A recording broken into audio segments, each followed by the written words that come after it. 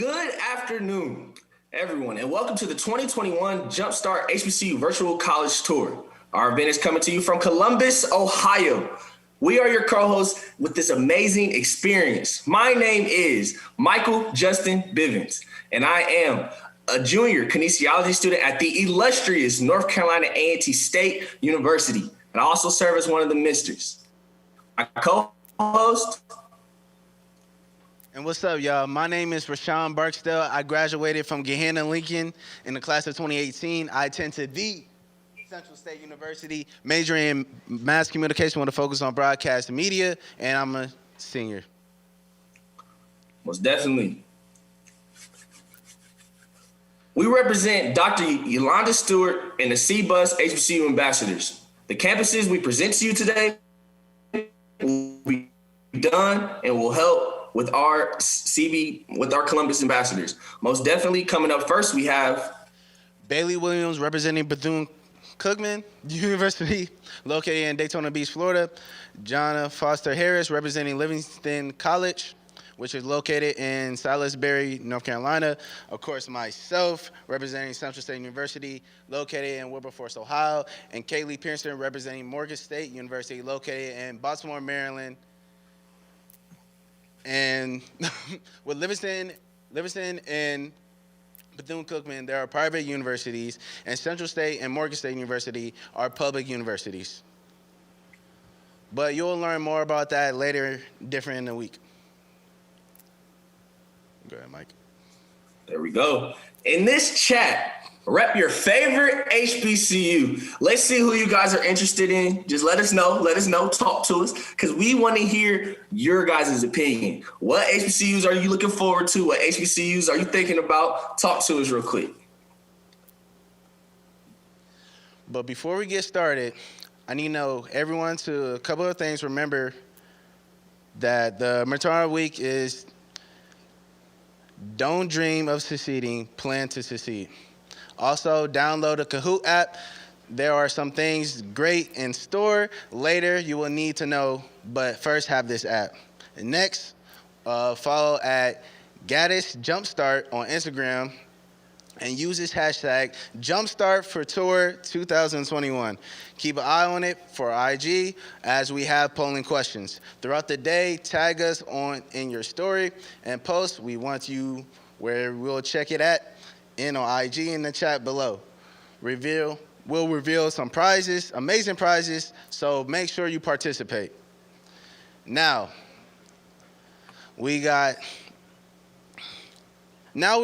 that out of the way, let's welcome Mr. Dan Moss from the HBCU Foundation and Miss Athila Gaddis, also known as Miss G, from William and Vivian Gaddis Foundation. They are the sponsor for the Jump Start of 2021.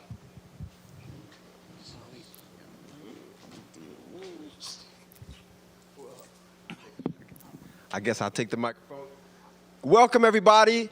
We're, of course, happy to have you here. Come in here with me, Alethea. This is all about the hard work that we've been putting in, you've been putting in especially. We want to welcome everybody to this event. This is the culmination of many, actually, years of work. My work with the foundation, my name is Daniel Moss. I'm the CEO of the HBCU Foundation.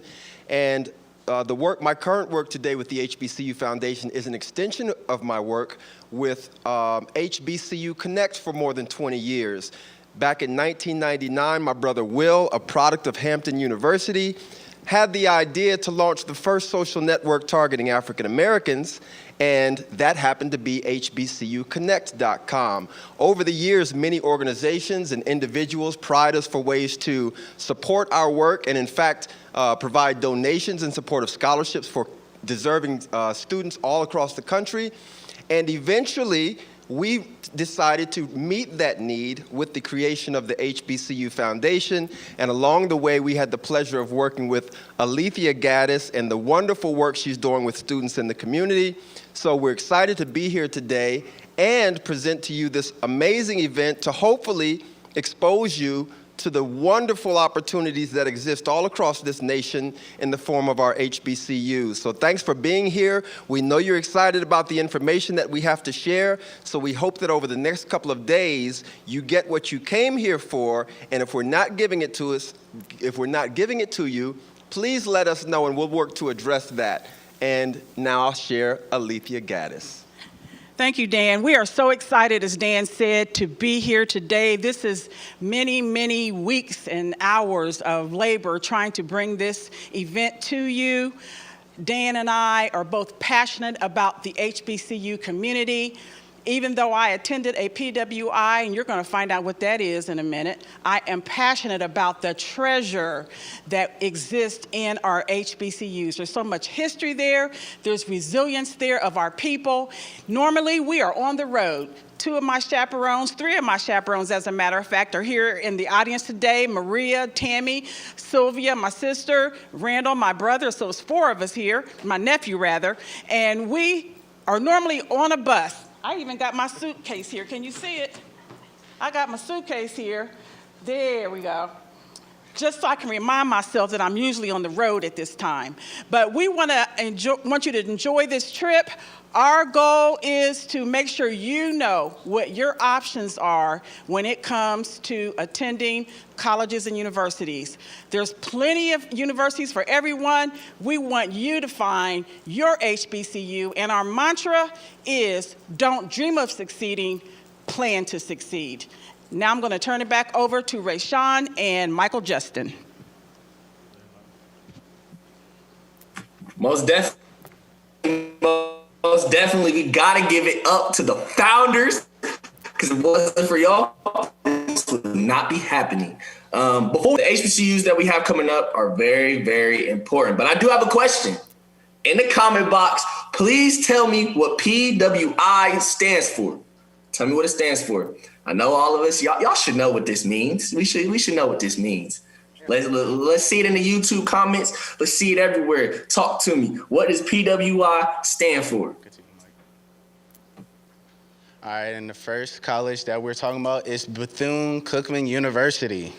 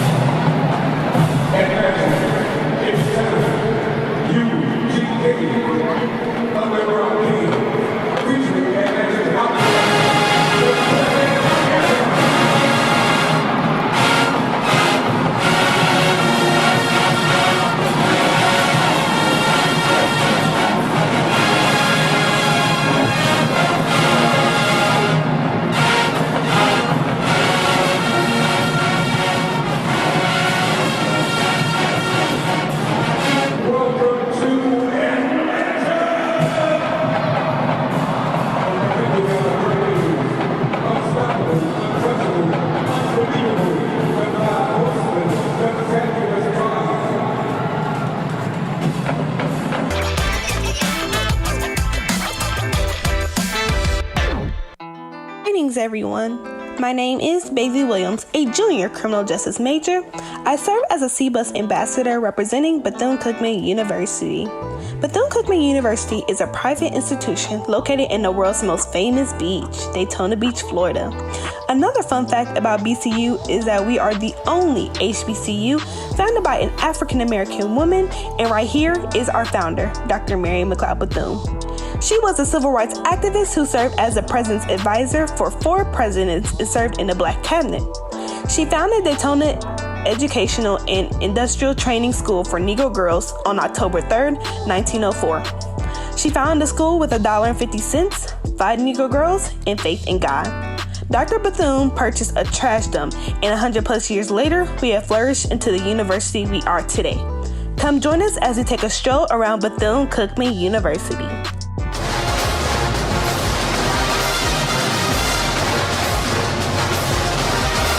Here we have our gym. Let's go more into athletics. We are a Division I HBCU in the SWAC conference with 15 sports such as football, basketball, track, golf, tennis, and women's bowling. We also have a band that has their own Netflix series called Marching Orders. If you ever have time, make sure you check that out. Our gymnasium is named after our third president, Richard V. Moore.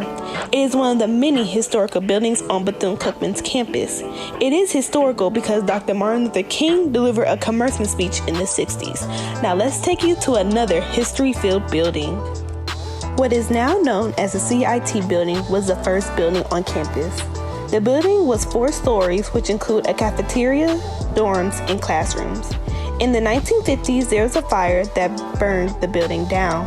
There are 2 stories that caused the fire. Some believe that it was an electrical problem, while others believe the KKK burnt it down.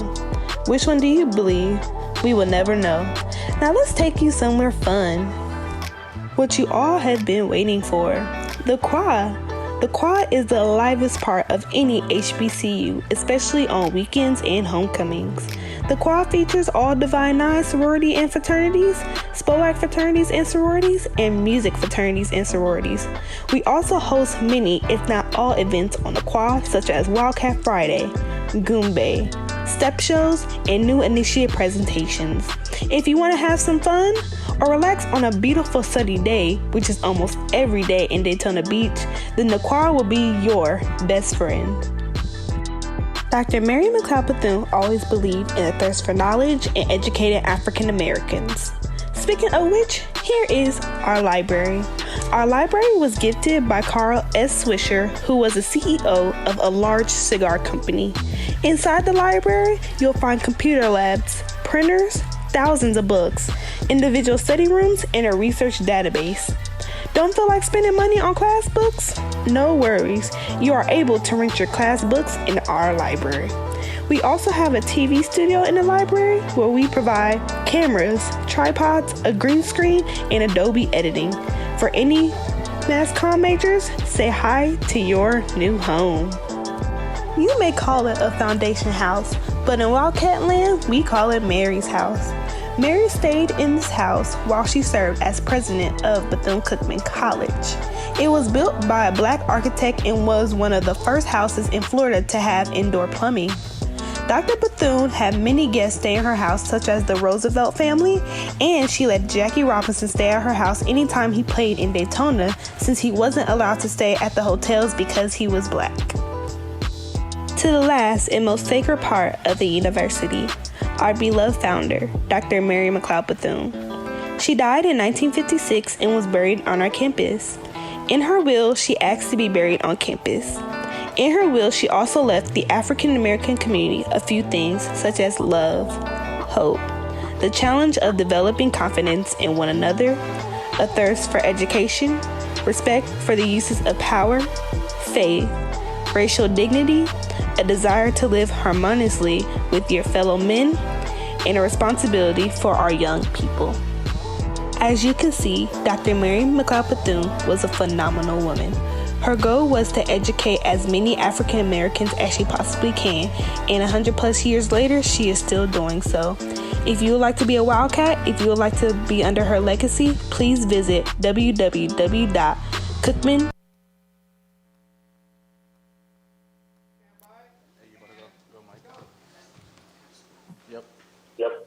There we go. There we go. Most definitely have to give a big shout out to Bailey for making that happen, because you already know how that go. We did not forget about the question that I asked earlier. The answer to the question was predominantly white institution. Shout out to everyone who answered correctly. Second up, we have Central State University. Take it away, my boy. That's not it. I can. I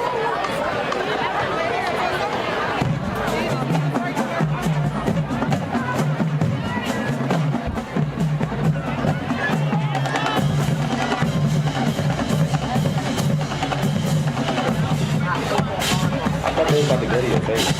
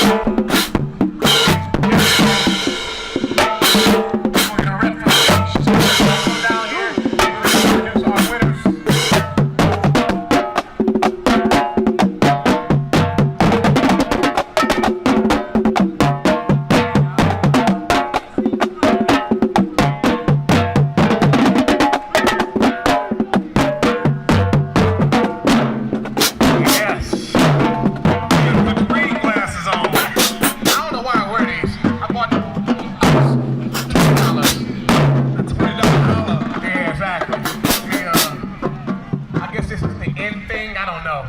I really don't even need them.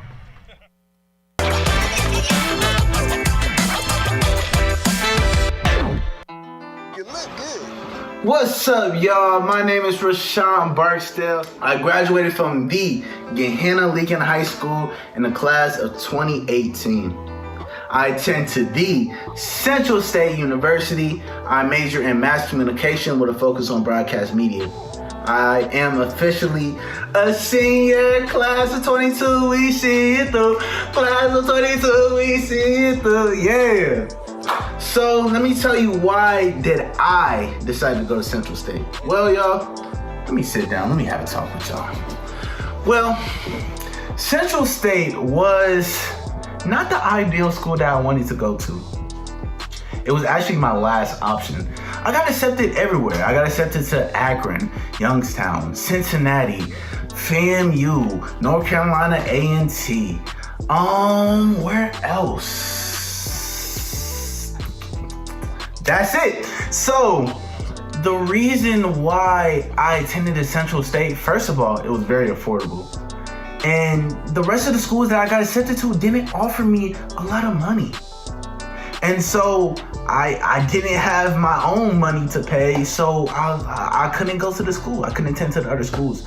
So when I went to my visit at Central State University, I just felt nothing but love. It was just a family vibe. It felt like I was already attending to the school. They welcomed me with open arms, and I was like, this is the school where I need to be. And so that's why I attend to the Central State University. We make you home, yo. Now, let's give you a tour of here at Central State University by showing you some photos and some videos.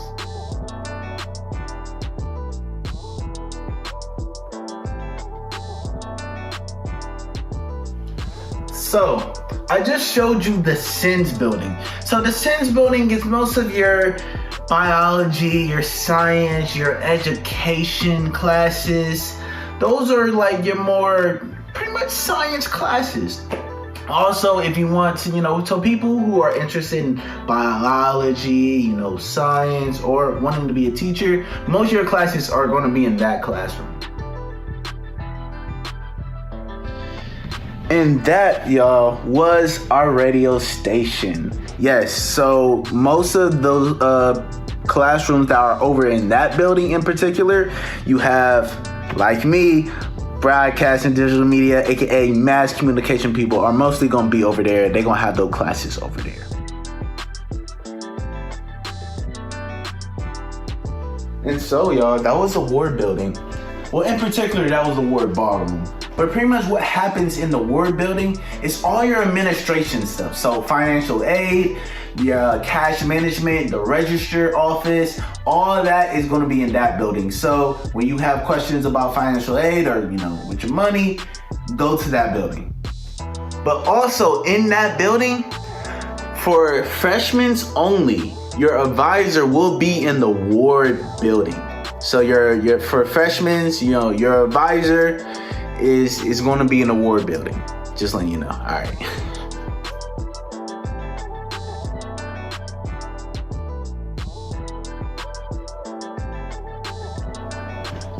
Whew. All right, then we got the library, y'all.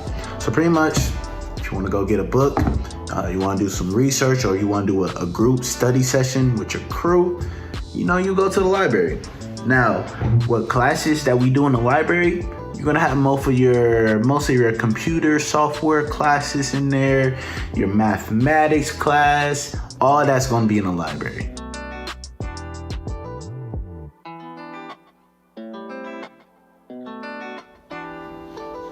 Now, that was Wesley Hall. I know I didn't have a photo, I apologize, I tried to look. We just didn't have no photos. But Wesley Hall is gonna be most of your historical classes. It's also going to be your philosophy, your sociology, your psychology. All those classes are going to be in the Wesley Hall.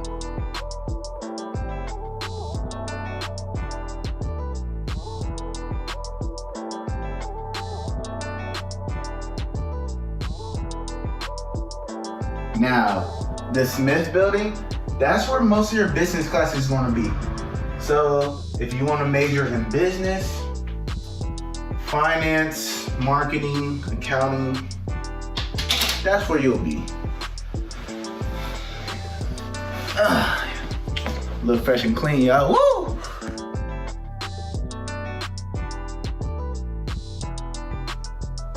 Hey, yo, can you pass me the screwdriver? Thanks, bro. Oh, there we go. Oh, hey there.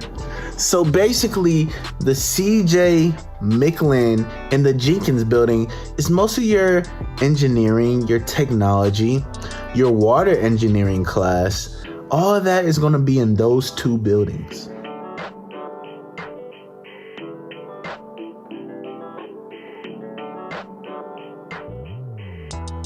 So, y'all, that was Road.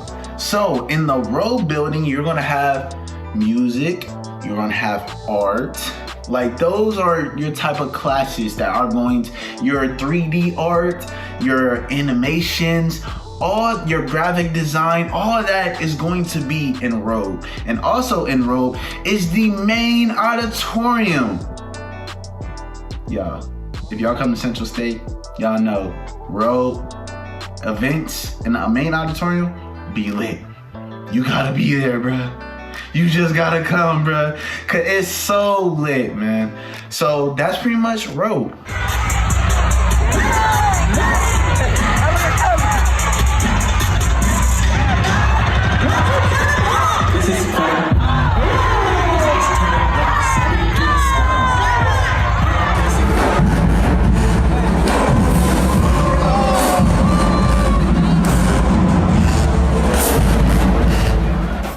Now that was a pep rally in the main gym. So as you can see, that was the main gym. Well, also in the gym is you have another gym where, pretty much where, most of your athletic teams will, just work out, and also will use that gym. But there are classes in the main, not in the main gym, but in the gym complex. So those classes are your, your health and exercise classes. So people who want to be, physical trainer or athletic trainer, you'll have classes in that building. And also, that's where the basketball games be, the volleyball games be. Basketball games are always lit. So I definitely recommend you coming to the basketball game.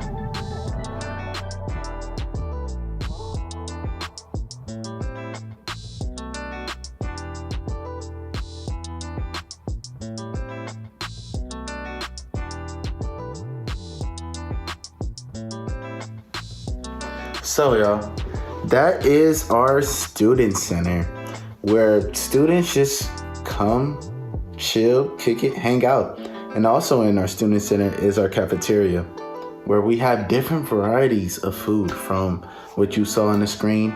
You had the CSU grill, you have a pizza station, you have a salad station, you have a sub station, and you have actually you have two grill stations. One is more of a hibachi station, as you saw in the picture, and another one is more of a we at the cookout, type stuff. So every HBCU, every HBCU does it. Every Wednesday, fried chicken Wednesday. Every Friday, fried fish Friday. So you can't go wrong with the food here at Central State University or any other HBCU. Hey, big girl, break it back, get up. Hey, break it back, get up. Hey, big.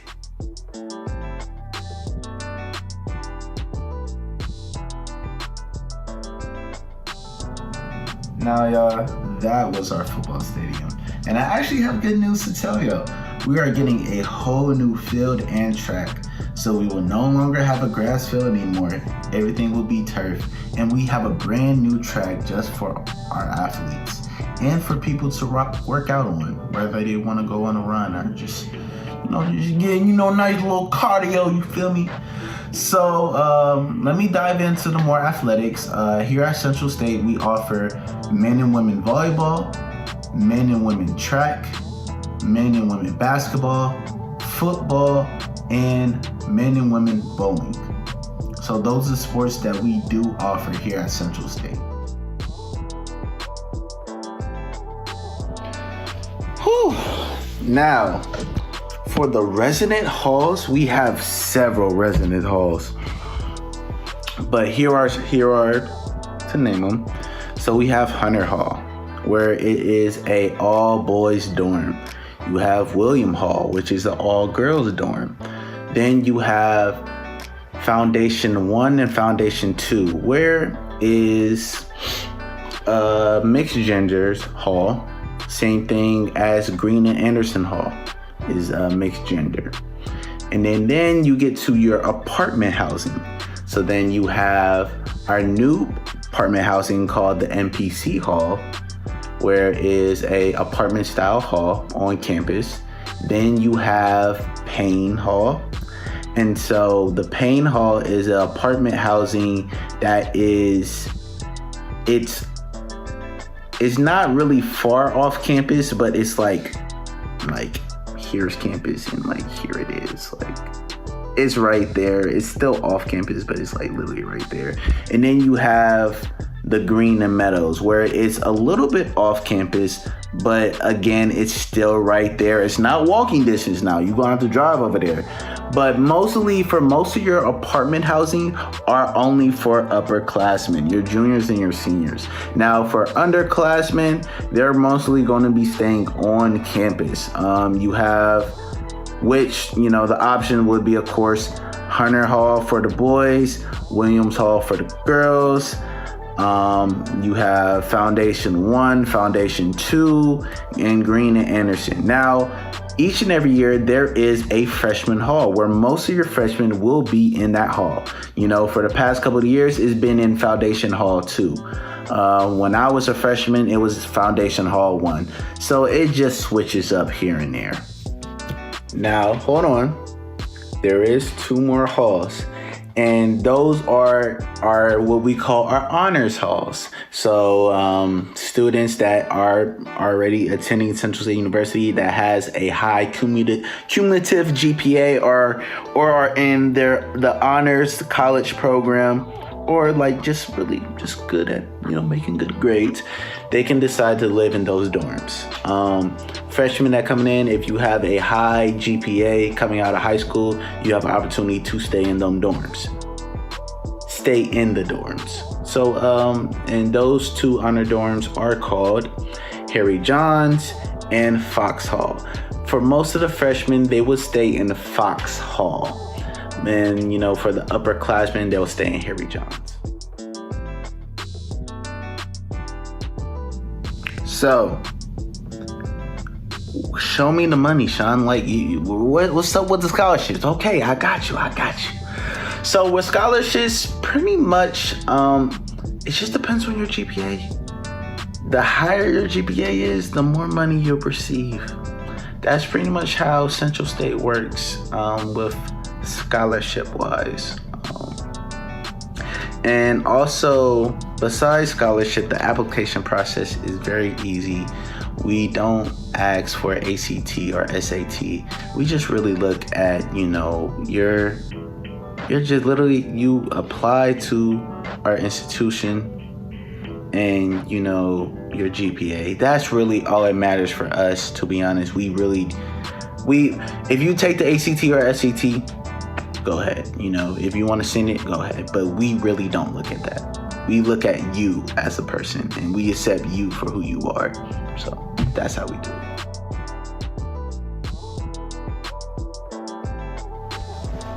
We have all kinds of organizations, from fraternity and sororities, Greek-wise.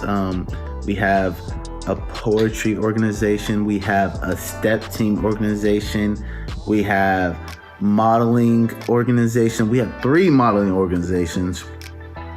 We have a roller skating organization. We have so many kind of organizations for people to join. So please, when you come to the yard and when you attend the Central State University, get involved. Join something.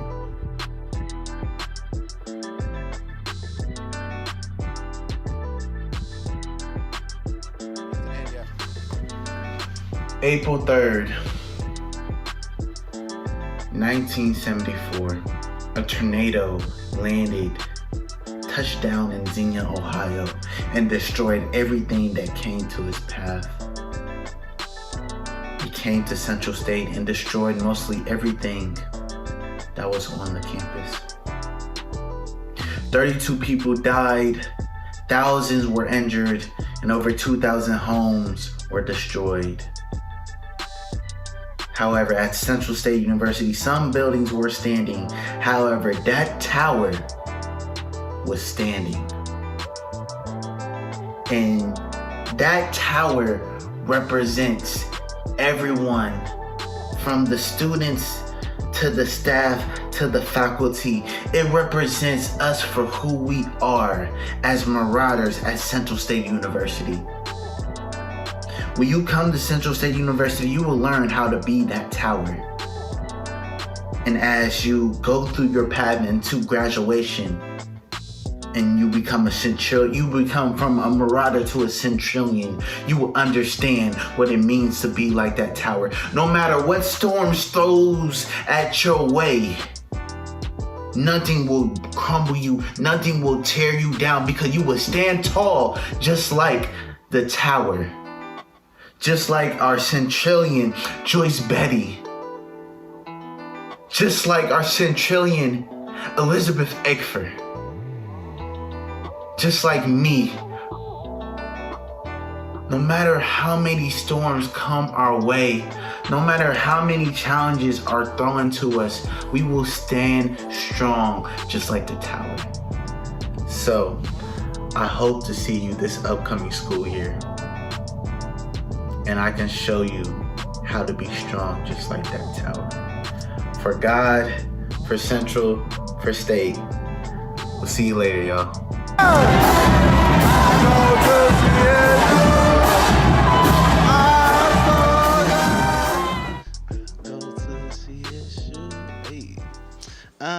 So, all right, y'all, I know that video was long, but that's my school, Central State, the best HBCU. I don't care what no one else say. So I hope you enjoy that tour. But all right, y'all. Everyone, let's go and hop into IG, tag your favorite HBCU, mention us, and check it out by the first polling question. Actually, it is on there. So use hashtag JumpStartTour 2021. And so the first question's on there. I ain't gonna give you the answer, but I'll give you a little hint. But anyways, go ahead, Mike. Yeah, thank you for that long video, man. It was very educational and not the best HBCU. Y'all already know, #1 public HBCU, North Carolina A&T State University. But all right, up next, many of you guys have asked about how to go and select colleges and universities. Well, we have a special guest in the studio, Mrs. Shannon Taylor, representing I Know I Can.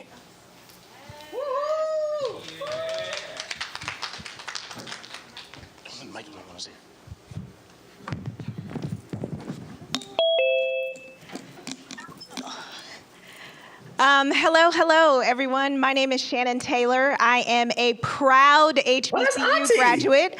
I graduated from Kentucky State University. My major was biology.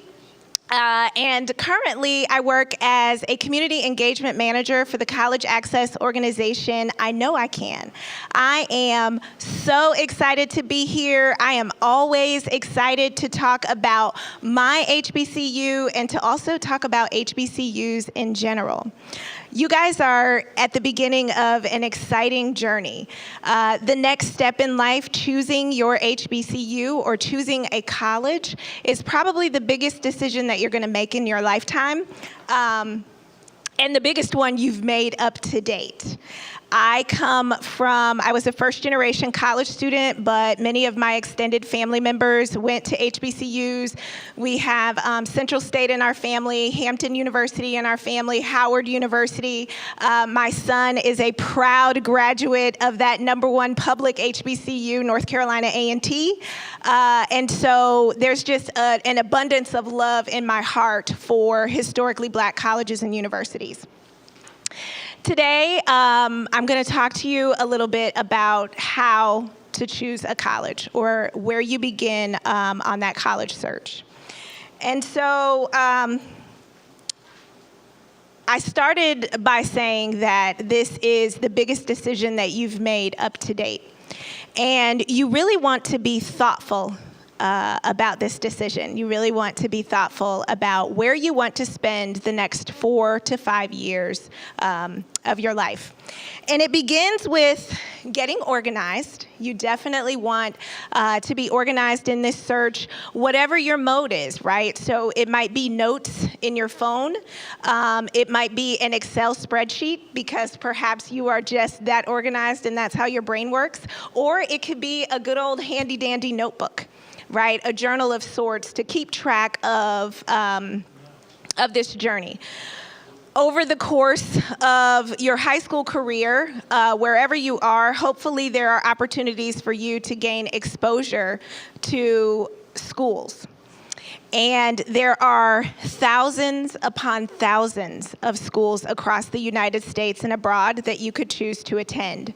Many of you are here because you're looking toward an HBCU.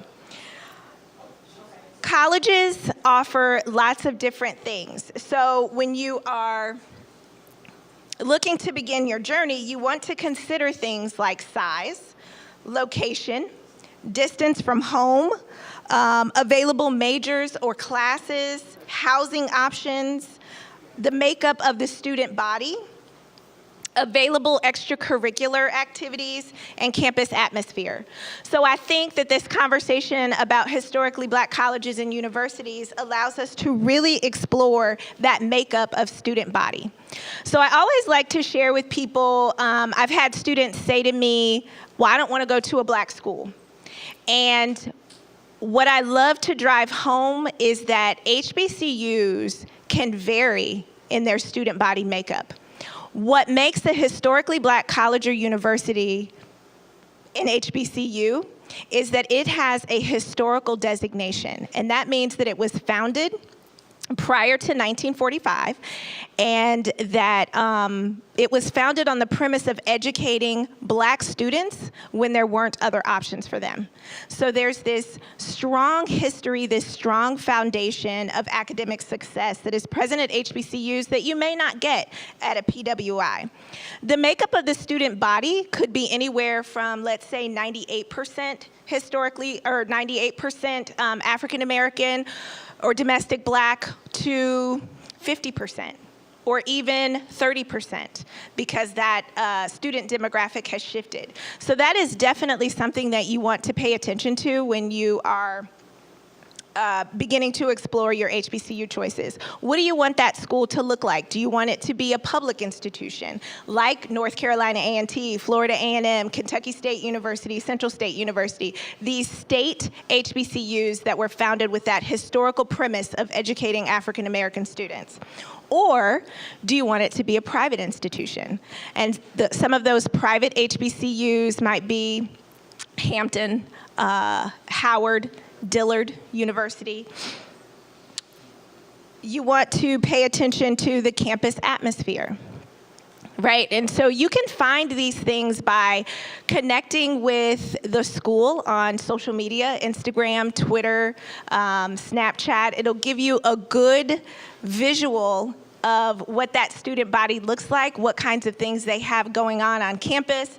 To speak on those extracurriculars, if sports are important to you, you may want to choose a school that has a strong sports program. North Carolina A&T. You may want to choose a school that participates in the MEAC. So the MEAC is the athletic conference that is for Division I HBCUs.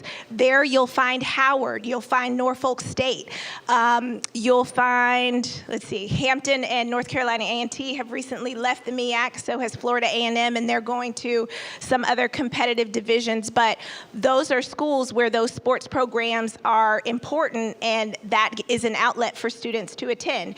And you could attend, I mean, they may have a strong football program, they may have a strong basketball program, they may have a strong track program.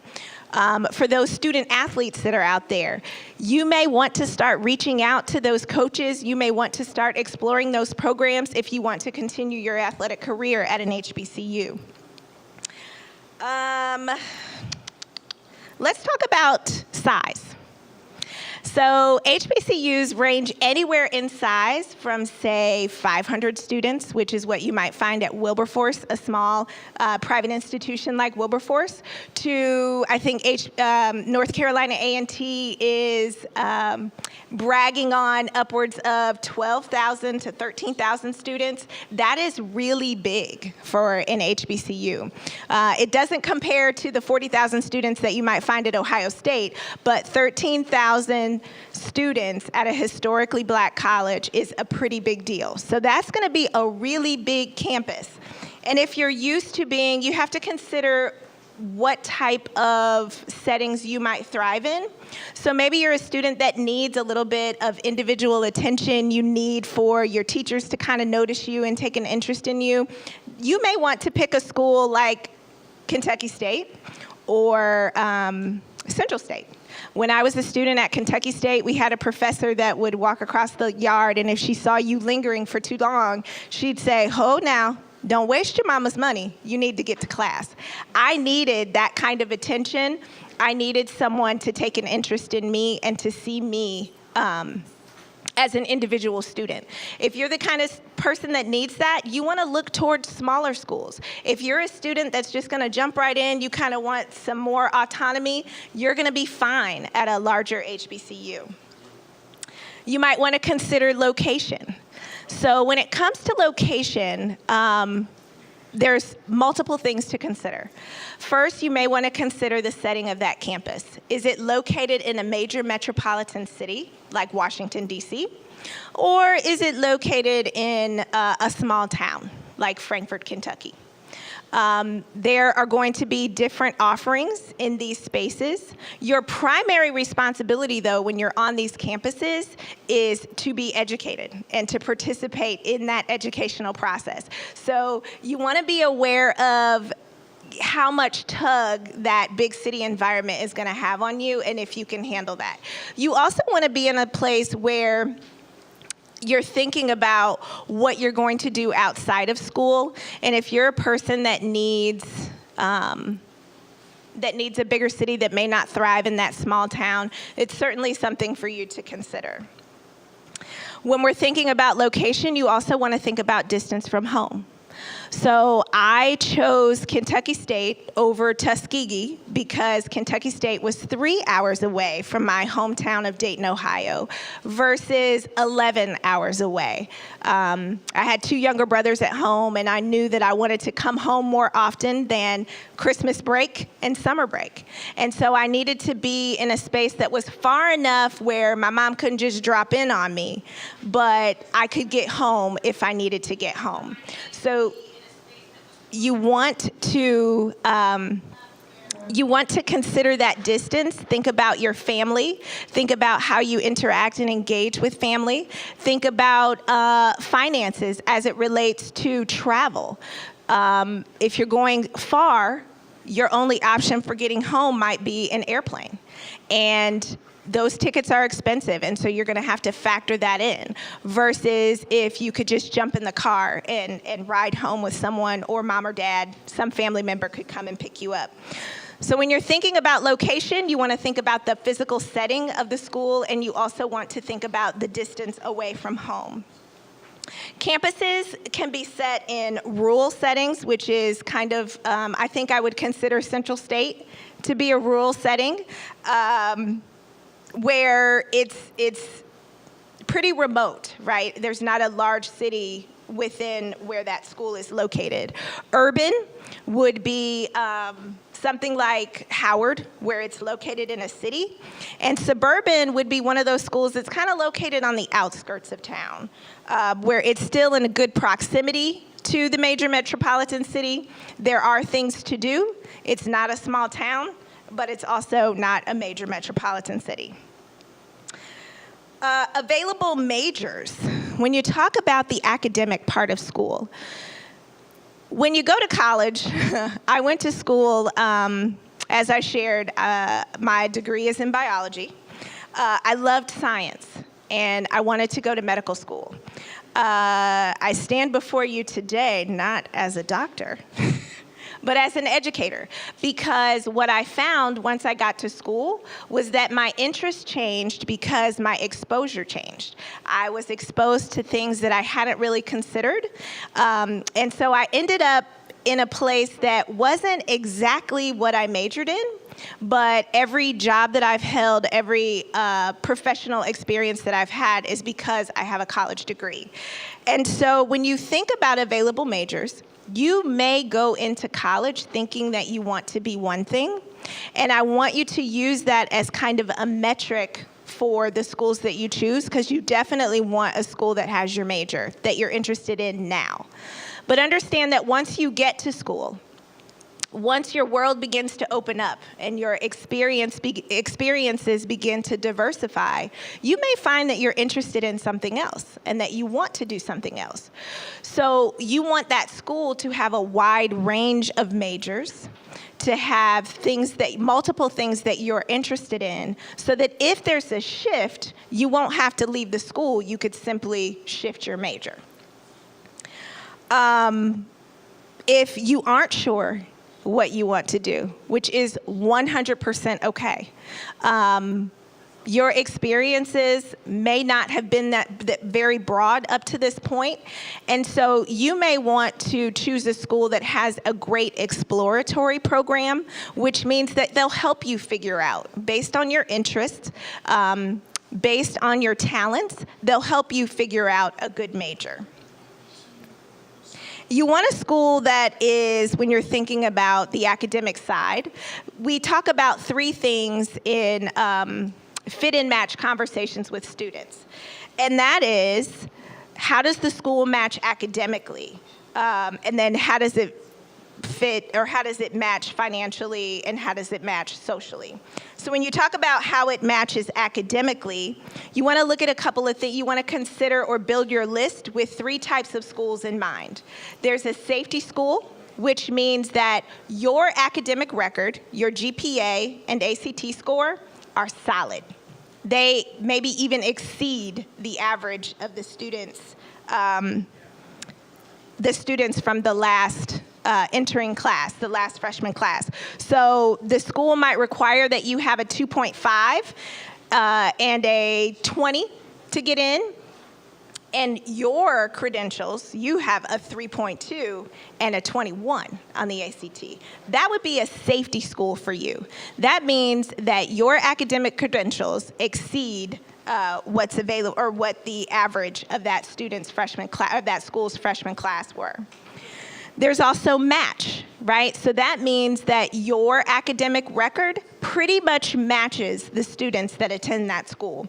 So if your GPA is a 3.2, it matches most of the students in that entering freshman class. It's highly likely that you're going to get accepted into that school. And then you might want to build in a couple of reach schools. And what reach schools are is that their academic record of their most recent freshman class is a little bit higher than what you have to offer. So Howard, for many, many students, for many, many reasons, is a reach school. Their average of their freshman class oftentimes is a 4.0 plus GPA and a 27 plus on the ACT. That doesn't mean that you won't get in, because perhaps you're a very well-rounded student and you have some other things to offer. You want to build a very strong application around it. But your 3.5 and your 22 on the ACT are lower than the average, so that makes that your reach school. Still a possibility, but quite likely a reach for you. So you want to make sure that you're looking at those things.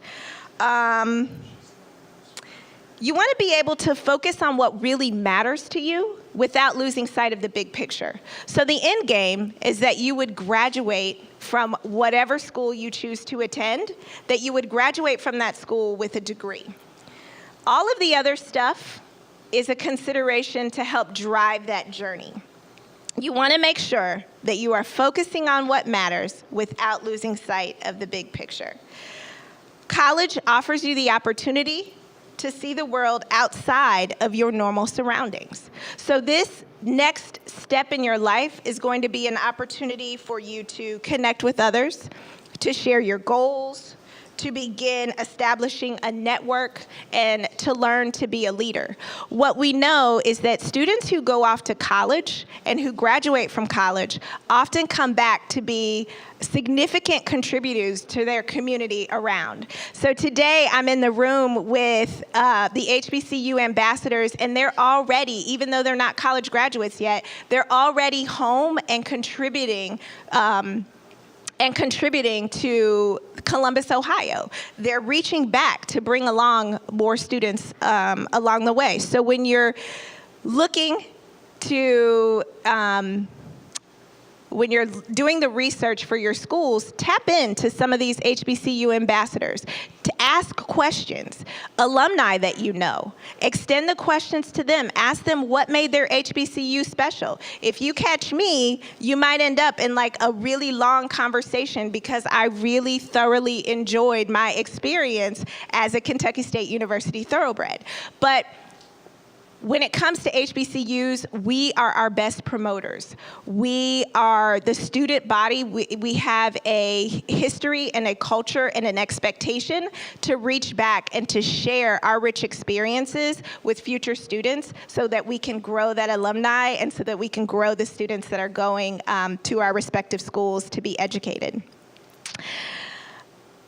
I think that that's about it that I have to offer about choosing a college. The big things that I would say, get started now. You're never too young. If you can't if it's possible, tug on your parents and say, hey, can we drive down to Central State? The more college campuses that you see, the more you're able to discern what you like and dislike, right? You'll be able to see that size in 3D. There's something about putting your feet on the ground that lets you know, and you can almost feel whether or not a school is right for you. So I went to Kentucky State actually sight unseen, but the minute I stepped on that campus, it was absolutely beautiful and well manicured. The people were walking and smiling, and it felt like home.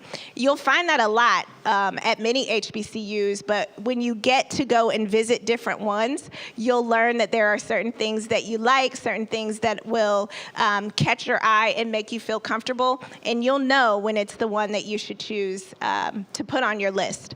If you can't physically get to a campus, I would suggest, again, following those places, your respective schools on all social media. I would reach out to see what type of virtual tours they have available that are personalized and one-on-one.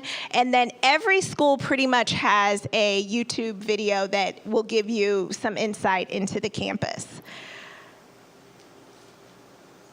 I'm checking my notes to make sure I've covered everything I wanted to.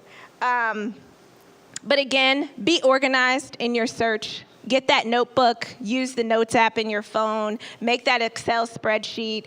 Be organized about your search. This is a super important decision.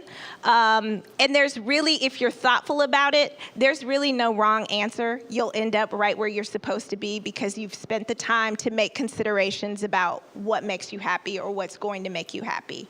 But be organized, write those things down. Have your list documented. There's a couple of resources that you could use to check out majors, to check out student body demographic, graduation rates. I'm going to share those with the team so that they can get them out to you. But if you search out Big Future, that website, it's an entire platform by College Board that will allow you to do your searches. You can see pie graphs that tell you about the demographics. You can check out lists that have majors.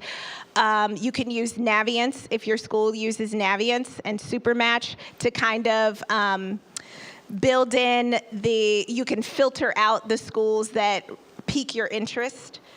And if at any time you'd like to talk more or you need more information or want to be pointed in the right direction, my email address, just real quick, is staylor@iknowican.org. And again, I am Shannon Taylor, proud graduate of Kentucky State University. You can catch us in August at the HBCU Classic, where my team will be up against my man's team that was just up here before, Central State. It is sure to be a good time. We are bringing an HBCU tradition right here to Central Ohio, and we hope you join us. Thanks again. Take care. I actually have a question for you. I'm still here. Taylor? No, you're fine. Because it was a question from the chat. So the question was, do you know which schools are like optional for like the test, like ACT and SAT for this year? So that's a great question. In the college admissions world, because of COVID-19, you guys are in a really good position. Many schools are not considering ACT or SAT scores for admission. That's good. They're using them for scholarship dollars. Okay. So those are two, very different things. I would suggest that you take the ACT and SAT because that's a good indicator to colleges that you're college ready, or that it helps them to see how college ready you are. It helps them to see how serious you are about being a student on campus. I think we're going to begin to see a shift. Traditionally, HBCUs, the threshold for ACT and SAT scores is often lower, and that's a whole nother conversation about access and student performance. But you'll find that the threshold is lower, but they'll often use those scores to dole out scholarship dollars and maybe not admissions. Yes, ma'am. Thank you for giving them your wisdom and guidance. I really appreciate that. It was good. Okay, so that email address again is staylor@iknowican.org. Thank you. All right, we're gonna do this in August. Yeah. We can get along. I have a lot of love for Central. Yeah. I got love for Kentucky. So August 28th, but it's okay. Are you gonna take us out? Yeah, no. So we got another IG question. Make sure y'all answer that, and then Mike, man, go ahead, take it away, my guy, about the Kahoot.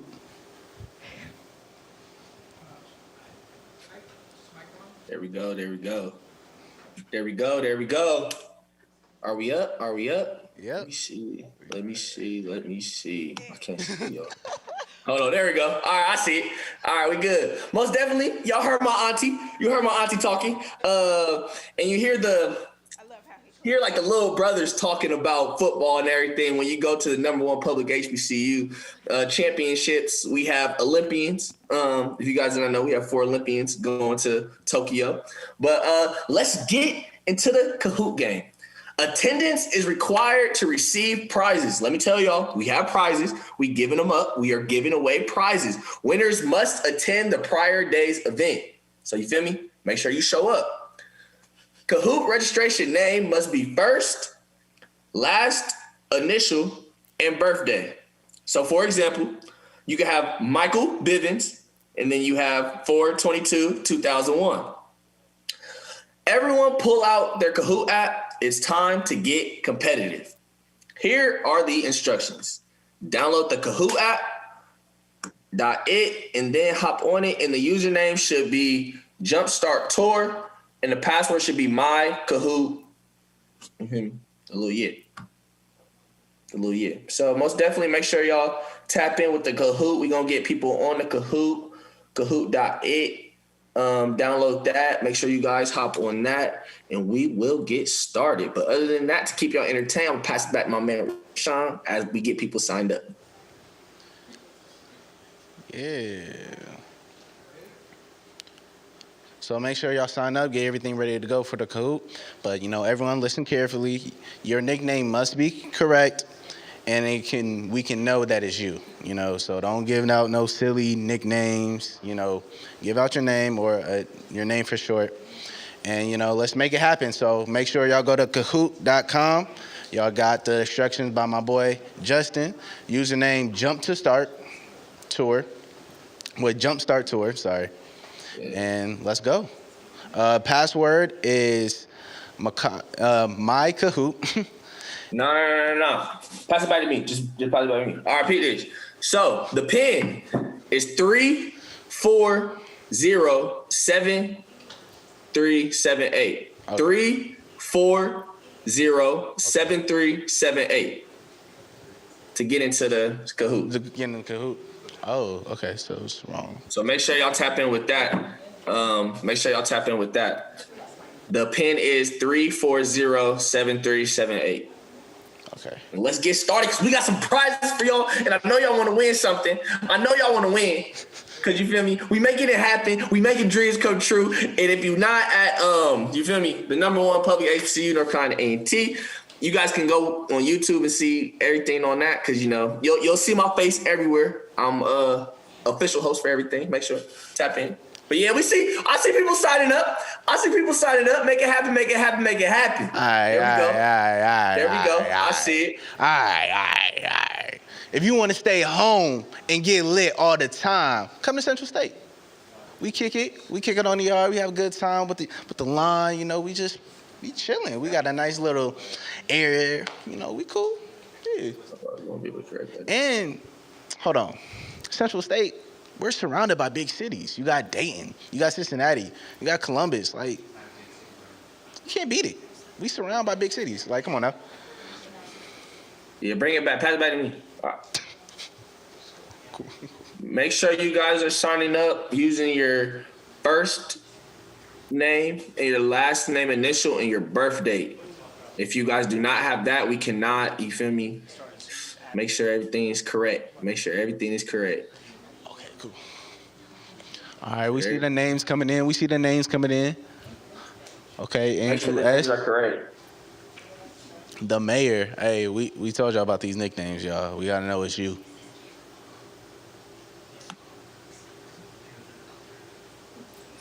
Yeah, man. First name, last initials. The mayor will not win. I guarantee you, you will not win. Trust me.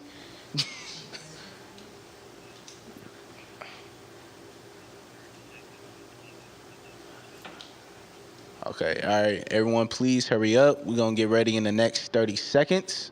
So let's make it happen.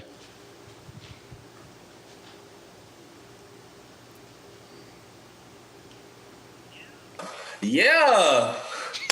Get signed up. I like this. You know when you're ready to start. Uh-oh. We about to get into 40? We about to get into 40? But it's like, we're going to wait. People not be on top of the game. Let's see. We got more people. We about to hit 40. We about to hit 40. Hold on. Uh-oh. Two more. Got it. 40. Come on. Need it. Dang. Need everybody. Hey, there we go, 40. Ha! Here we go. How many more people? I don't know. How many more people we getting? Oh, we have 41. Okay, I think it's time. Okay. We still got people signing up, though, so. Okay. We might give them another 30 seconds. Yeah. 30 seconds. Now we're serious, 30 seconons. 29. Look, 29. Look. Get signed up. It's time to win some prizes. Let them know it's time to win some prizes. What are the prizes? Moolah. All right, we're going to start. It's you. You got to read. The questions? Okay. Yeah. I don't see the question yet. It say, are you ready? Let's go. That's the first question. You have 110 seconds. We're going to make it happen. Make sure you answer it. Okay, we got 20 answers. We're halfway there.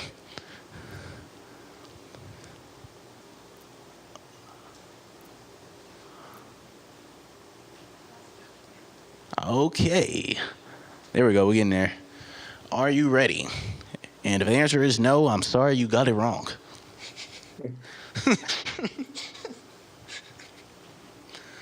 Okay, we need one. No, how many people was it? 42? 42, 43?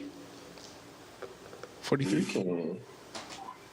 So we need one more person to answer, I believe. 43. No, I know she can.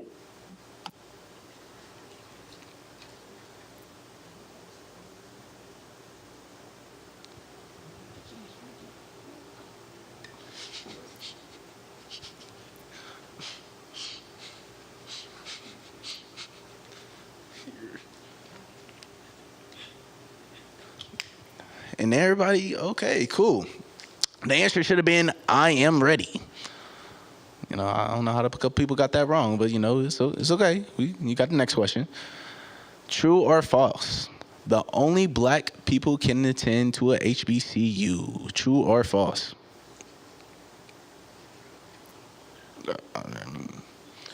We should all know the answer.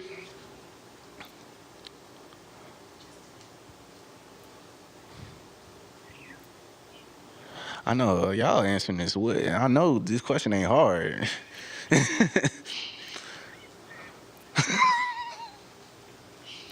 There we go. Come on, y'all. This ain't a hard question. We're at HBCU. We're a loving family. Come on now.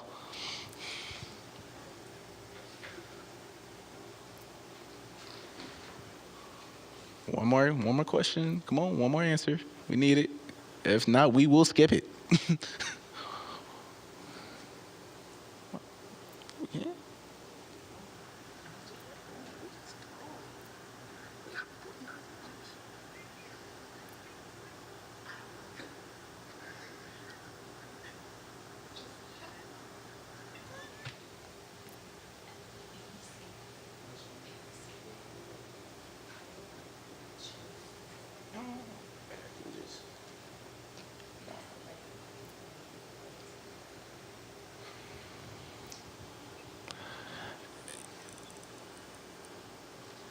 Yeah, we getting y'all a little bit too much time on my hands. There we go.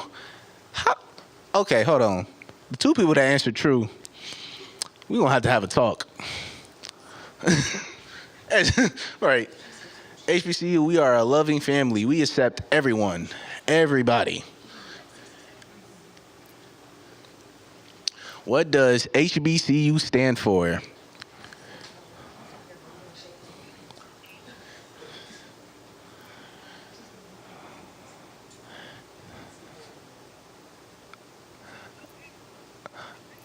I swear, if I see a wrong answer on this one,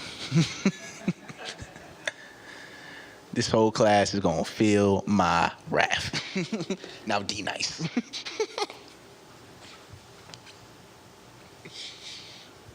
There we go. Okay, y'all answering a little bit faster. I like it. I like it. I like it.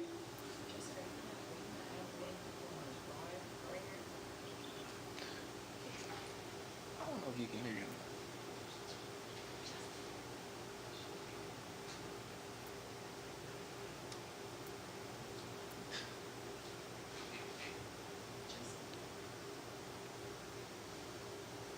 Mike.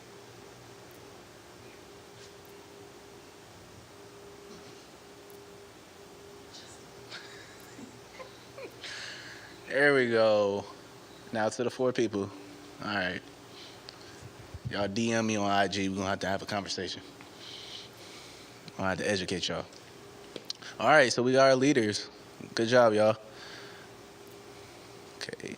James Clyburn is one of the longest term members of Congress and graduated from which HBCU? Well, I know. Y'all about to educate me? 'Cause I don't know.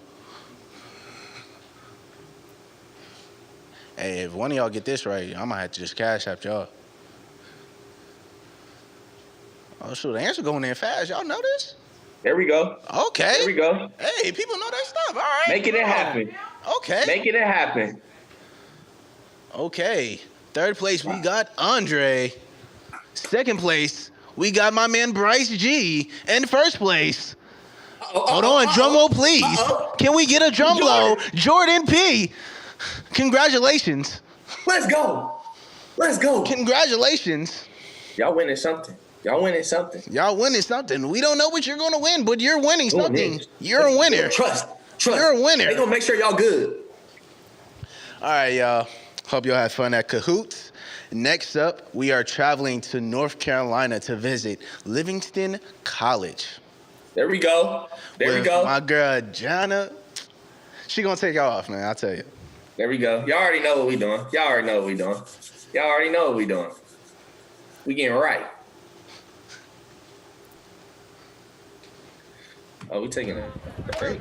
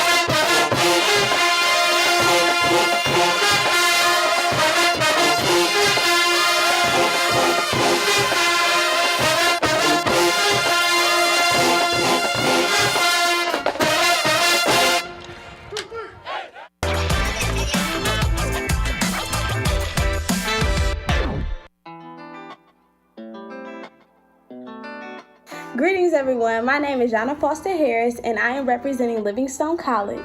Livingstone College is located in Salisbury, North Carolina, which is like 30 minutes away from Charlotte and 30 minutes away from Winston. I am a graduate at Mifflin High School 2019, so let's get straight into it. Livingstone College was founded in February of 1879. Livingstone College is a small and private HBCU that ranges from the student population of 1,100 to 1,200 students. The reason for my pick behind Livingstone College is because of how small and family-oriented the institution is. The classroom ratio from student to teacher is about 16-1. I love how I can have that one-on-one interaction with my professors. Others that work in different departments, such as admissions, financial aid, the registrar's office, security, and the list goes on and on of who I have personal interactions with. The first building we have is the Price Building. The Price Building holds different offices such as the registrar's office, the cashier's office, and financial aid. The main classes that will be held in this building are often classes for CIS majors. Sometimes labs for classes such as Spanish, where you will write reports or do projects for that subject, will be held in this building also. This building was named after our founder, Dr. Joseph Charles Price. Next, we have the President's Building. Our current president for Livingstone College is Dr. Jimmy R. Jenkins, and he serves as the 12th president of Livingstone College. Students do not have access to this building like any other building on campus. The only time students will be seen going in and out of this building is if students have a meeting with Dr. Jenkins or anyone else on his board. The next building we have is Varick Auditorium. Before COVID-19, we would have weekly assemblies, pep rallies, showcases of different organizations on campus, and the list goes on and on. Now, as you can see in the picture, during these past semesters, they were performing free weekly COVID-19 testing on campus for all students. Next, we have the Andrew Carnegie Library. The library was named after Andrew Carnegie after his generous donation in 1905 to the building of the first library on the campus of Livingstone College. The days and hours of the library are Monday through Thursday from 8 a.m. to 10 p.m., Friday from 8 a.m. to 5 p.m., Saturday from 10 a.m. to 5 p.m., and Sundays from 3 p.m. to 10 p.m. I personally love the hours because anytime I need to have a break from doing work in my room and going somewhere to focus, I know the library will always be open. Now we will get into the residence halls on campus. The first two halls are Dancy and Tucker. Dancy and Tucker are built the same, such as rooms and bathrooms, but Dancy will hold majority freshman boys that do not house in honors. You may see some that are sophomores, but anyone over that will most likely be an RA. Tucker holds all sophomore to senior males that do not move to honors, teachery, College Park, or the hotel after their first year. In this housing, you will usually have a roommate, and you will also have a community bathroom. Next resident hall we have is teachery. Teacher is an off-campus housing that is in walking distance of the school that is available to males once they have reached their sophomore year. To my knowledge, it is somewhat an apartment-style living with your own space, such as your own room and bathroom. Next, we have the female housing on campus. First, we have Goler Hall. Goler is a majority freshman dorm that may have a dash of other classifications in there. Single rooms are available in Goler your first year depending on your GPA with no extra charge. In this residence hall, even if you do have a single room, you will still share a community bathroom. Next, we have Harris.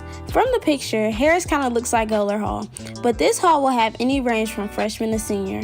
This residence hall also has a community bathroom. This next hall is called Babcock. Babcock is structured just like Goler and Harris, and it will also range from freshman to senior. This hall also has community bathrooms. Now we have Honors Hall. Honors Hall is the only co-ed housing on campus. The floors are separated by the first and second floor are females, and the third and fourth floor are males. In this picture, you will have your own space, and instead of the community bathrooms like the other halls, you will only share one bathroom with one other person. These rooms are very competitive to get into. When I came in, freshmen qualified to have a room in honors from having a 3.5 GPA. This is a bathroom for honors. This room specifically is what an RA bathroom would look like. Regular rooms have a door that separates the toilet from the other part of the bathroom. The first off-campus housing that we have is College Park. College Park is co-ed, but there are 2 buildings for females and 1 building for males. You can only qualify for College Park from being an upcoming junior or senior and or 21 years old. The rooms for College Park are almost apartment style. You have 3 separate rooms and a living area. Each room you have a bed, walk-in closet, and a bathroom with a shower and a tub. Our next off-campus housing is the hotel. You can move into the hotel your sophomore year, but it's only for culinary students. For all off-campus housing, there is a LC shuttle that goes to and from the housing to campus throughout the day. This is a picture of our home site for our football field. As you see in the blue bleachers in the back to the left, and to the right of the picture, you see our Blue Thunder marching band.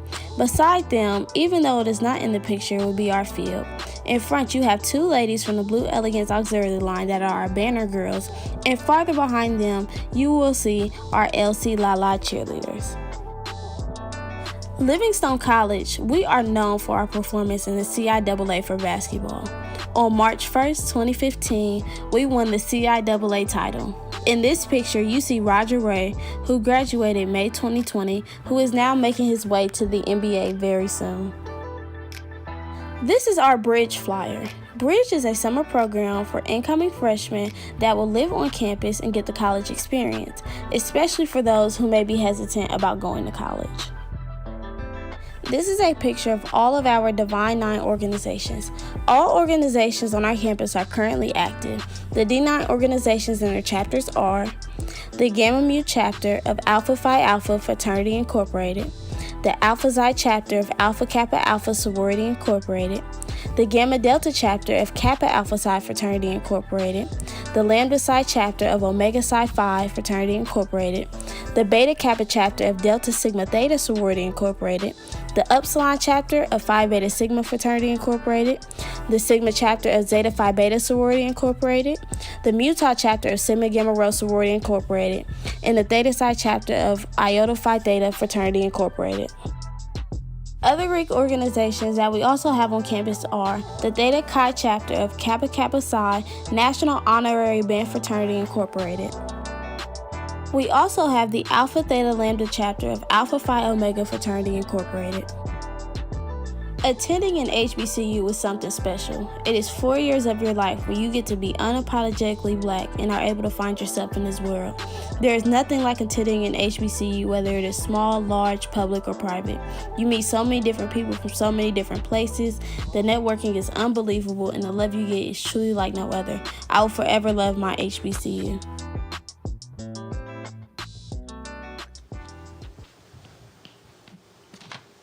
I love it. I love it. I love it. I love it. I love it. I love it. I love it. I love it. I love it. You see, we was in North Carolina, but we wasn't in Greensboro. We was off to the side. But up next, we're going to go into why I need a college coach. When I say this is very important, because I didn't have a college coach. So most definitely, it's very important that you guys have a college coach. We have Mrs. Cynthia DeVise, the college coach. Thank you so much. It is great to be here with you and all of our students and families.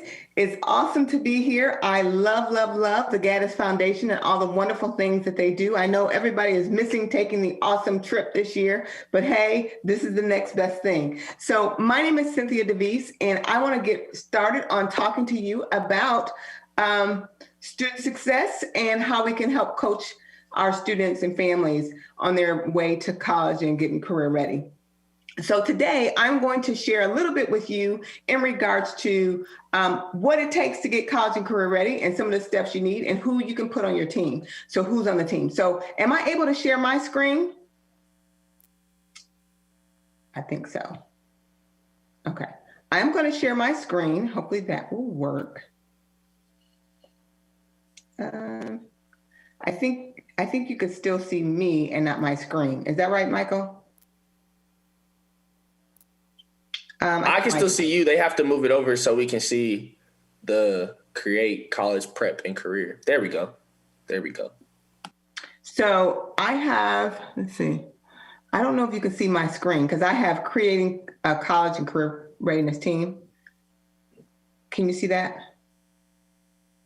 It's showing all three of us. Well, it's showing it's showing. There we go. There we go. There we go. That's what I'm trying to show you.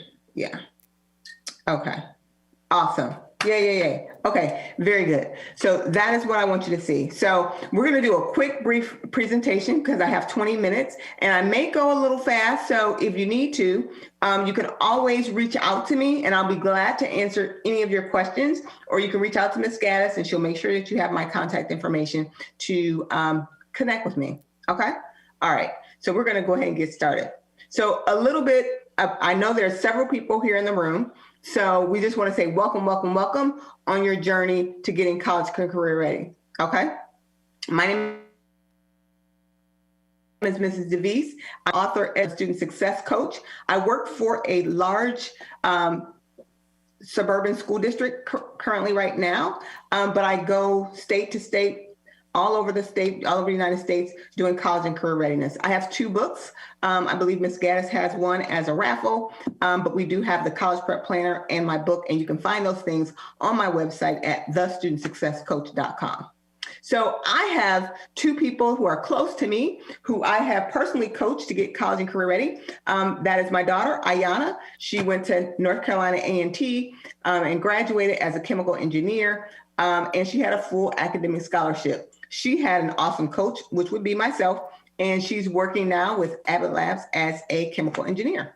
And then we have our son, who his name is Malik DeVise, and Malik just graduated just in May from Bowling Green State University, and he has a degree in mass communications and sports law, and he is going to go to Penn State Law School in the fall. So in August, he'll be going to law school. He had a super coach also. That would be me.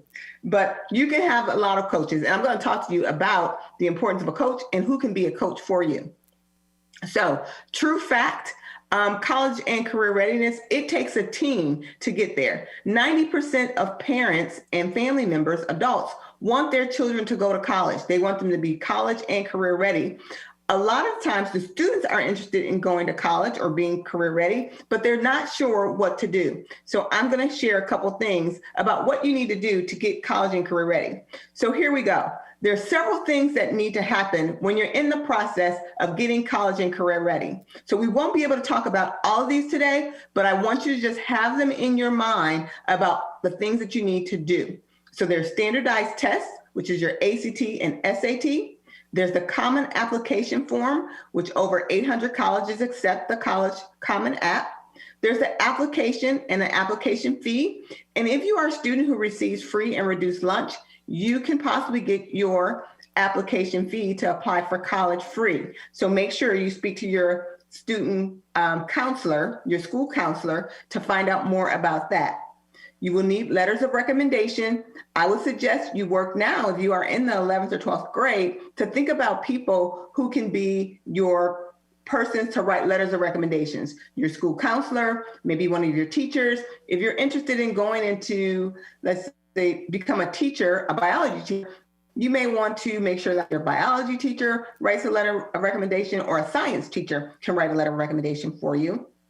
If you participate in a organization at your church or your synagogue, or even just maybe you participate in Girl Scouts or another organization, then you might want to have that advisor write you a letter of recommendation. Prepare yourself in case you need to participate in a personal interview. So if you're going for a scholarship, sometimes they ask you to do a personal interview. So know a little bit about yourself and your personal story so you can have a great personal interview. And then everybody needs transcripts. And then also, sometimes they ask for official ones and sometimes they're non-official. If they are official, then again, if you receive a free and reduced lunch, then ask your school counselor if you can get free school transcripts to be sent away to the colleges who are requesting them. And then the essay. The essay is very important. And what you're doing in your essay is you're really just writing your own personal story. So it's a little different than the essays that you write in school for your English language arts course. But the essay is all about your personal story. Okay. And you can go online to Google college essays and the preps and the prompts, those questions that usually they ask you. So you can actually go to Common App, go to the commonapp.org and see what the essay questions are, and you can prepare for those essay questions. So the path to getting to college and getting ready, it takes a team effort. So I'm going to talk to you about a couple people who need to be on your team. So those would be parents and guardians, teachers, school counselors, mentors, family, and friends. So parents and guardians are awesome people to be on your team. It doesn't necessarily mean that those parents and family members who are helping you need to have gone to college. It's okay if they haven't gone to college, because their job is to assist you in all the many things that we just talked about that you need to do. They can help you schedule. They can help make sure that you put it on the calendar and that you get what you need during the time that you need assistance. Because as a senior, you're really busy in trying to get all those things completed. A teacher and a school counselor are great people to have on your team. If you do not know your school counselor right now, when you go back to school next year, make sure you know your school counselor, because for every college that you go to, the school counselor must write a recommendation, and you want your school counselor to know more than just your name. So you want to make sure that you build a relationship with your school counselor. The other bonus about getting to know teachers and school counselors is because that's usually where all the scholarships land at your school, is with the school counselor, and sometimes teachers know about those. And so you can go to them, or they'll just say, hey, I know Sheila would be great for this scholarship, and I'm going to let Sheila know about it. So make sure you build a relationship with your school counselor, because that's where you will get definitely bang for that relationship. Another thing that teachers can do is not only academic support, and they can also help you write your essay, they can write the letter of recommendation, but then also teachers will definitely let you know if they believe that you can do some college level rigorous work, and that would be those AP or IB courses, because colleges like to see that maybe you try a little harder than maybe taking some of your general education courses. You don't have to take the whole year full of AP, which is advanced placement or international baccalaureate courses. You may only want to take one, okay, or two, but you don't have to take your whole year full of those courses. You could take one or two, and that will suffice to let colleges and universities know that you are ready and prepared for rigorous college level work. Mentors are great to have. So I would also recommend, if you do not have a mentor right now, then you begin to look for a mentor.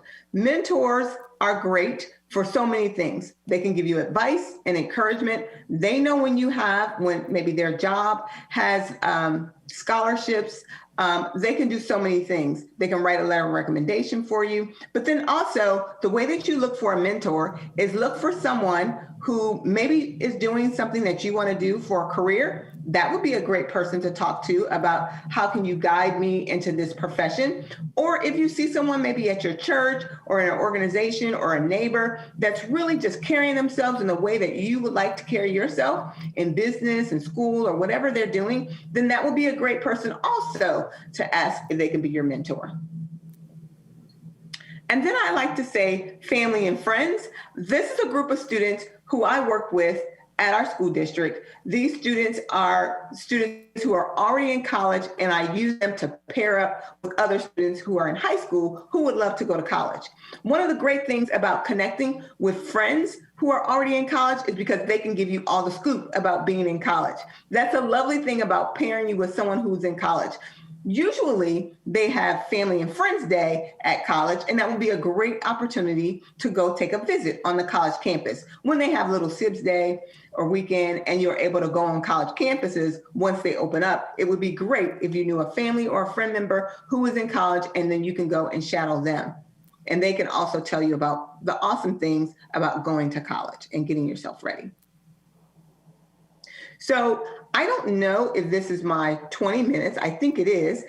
So this is how you can get in touch with me, is you can go to my website, cynthiadevis.com, get in touch with me, and I'll be more than happy to connect with you in regards to helping you plan for your college education or getting college and career ready. I would love to help you. I'm not sure if any students have any questions that they want to put in the chat, and I'll be glad to answer them. Michael, is my 20 minutes up? Yes. Hello. Yep. Yes, the 20 minutes is up. Okay. Nah, So, thank you. Yep, you're welcome. It's been great being here. Thank you. Yes, thank you. Now we're gonna bring up one of the Jumpstart College tours. Come on, man. Let the people know your name, man, where you from, bro. You even know you're from here, but it's okay. How y'all doing? My name's Torian Pender. I am currently about to be a senior at Beechcroft High School. Yes, I sir. was on a college tour with Miss Gaddis back in 2019. Okay. But I just want to let y'all know my experience and like how to select a HBCU for you. For me personally, just going through all the different schools, you'll know when you're at home. It feels like you belong there. It feels like you've been here before. But for me personally, that school was Alabama State. But I will be attending Central State for I just gotta let you know where is he going? Can you say it again? Central State. Thank you. All right, go ahead. For a year, then transferring out of state, preferably to Alabama State. But for the experience, I suggest that's something that everybody should go on. Unfortunately, it was canceled due to last year with COVID.